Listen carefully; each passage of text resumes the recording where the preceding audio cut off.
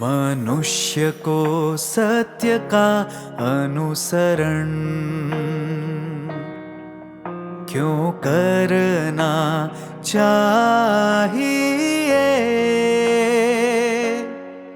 सबसे अहम कारण यह है कि परमेश्वर के लिए सत्य का अनुसरण, उसके प्रबंधन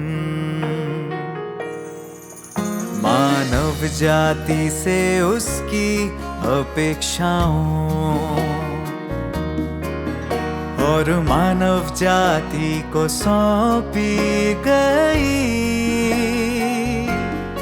उसकी आशाओं से जुड़ा हुआ है यह परमेश्वर की प्रबंधन योजना का एक हिस्सा है। तुम जो भी हो और तुमने जितने भी लंबे समय से परमेश्वर में विश्वास रखा हो, अगर तुम सत्य का अनुसरण नहीं करते या उससे प्रेम नहीं करते तो तुम अनिवार्यतः ऐसे बन जाओगे जिसे हटाया जाना है। यह बात दिन की तरह साफ है।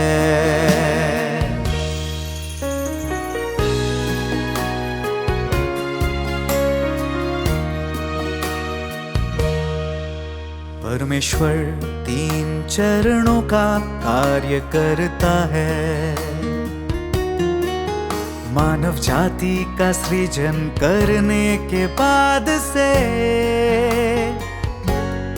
उसकी एक प्रबंधन योजना रही है और वह एक एक करके इन चरणों को मानव जाति में प्रभावी करता गया है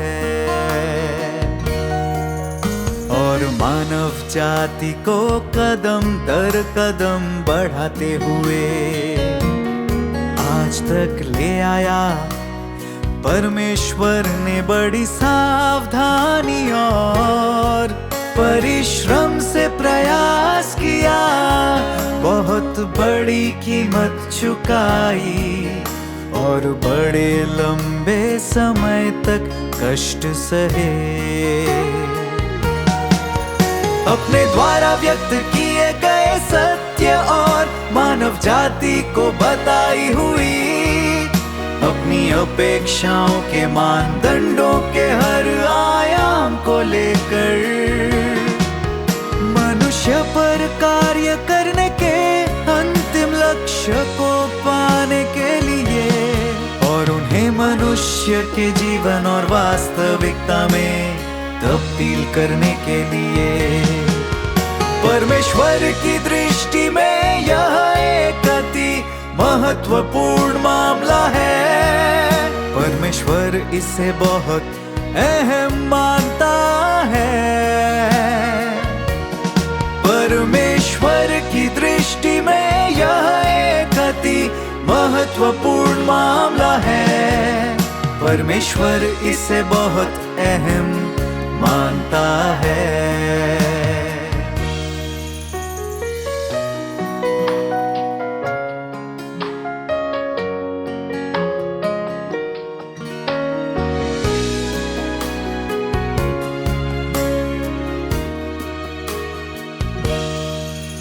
इसलिए हर व्यक्ति को सत्य का अनुसरण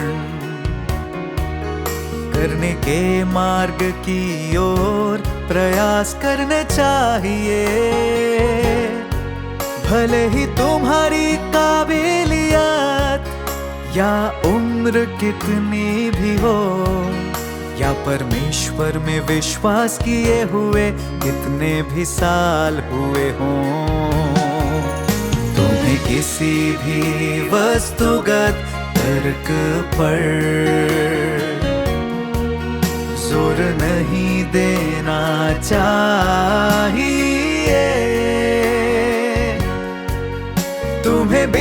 शर्त सत्य का अनुसरण करना चाहिए।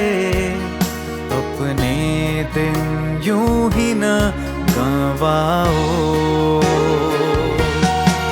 अगर तुम सत्य के अनुसरण को अपने जीवन की बड़ी अहम चीज बना लो और सत्य का अनुसरण करो और इसके लिए प्रयास करो, तो शायद अनुसरण से तुम जो सत्य पाओ। और जिस सत्य तक तुम पहुंचो वह तुम्हारी इच्छा के अनुसार न हो, लेकिन अगर परमेश्वर कहता है कि वह अनुसरण में तुम्हारे रवैये और ईमानदारी के आधार पर तुम्हें एक उचित मंजिल देगा, तो यह कितनी अद्भुत बात होगी।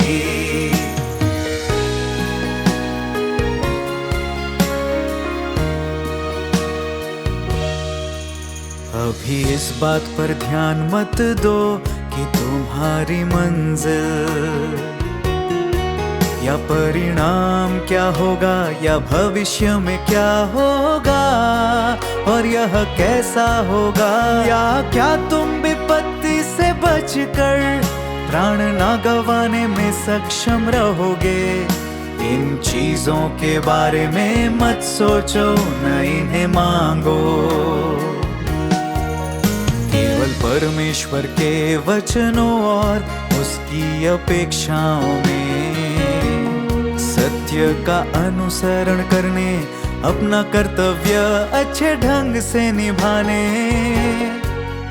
और परमेश्वर के इरादों को संतुष्ट करने पर ध्यान केंद्रित करो, जिससे कि तुम परमेश्वर की 6000 वर्षों की प्रतीक्षा और 6000 वर्षों की आशा के अयोग्य सिद्ध नहीं होगे।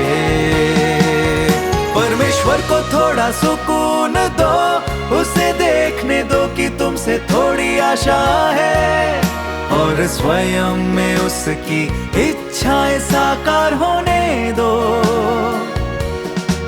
अगर तुम ऐसा करोगे तो क्या परमेश्वर तुम्हारे साथ बुरा बर्ताव करेगा, और भले ही अंतिम परिणाम तुम्हारी कामना के अनुरूप ना हो।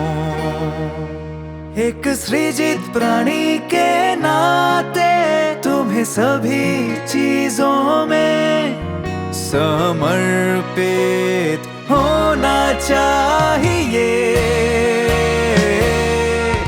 परमेश्वर के आयोजनों और व्यवस्थाओं के प्रति बगैर किसी निजी मकसद के यही सही मानसिकता है।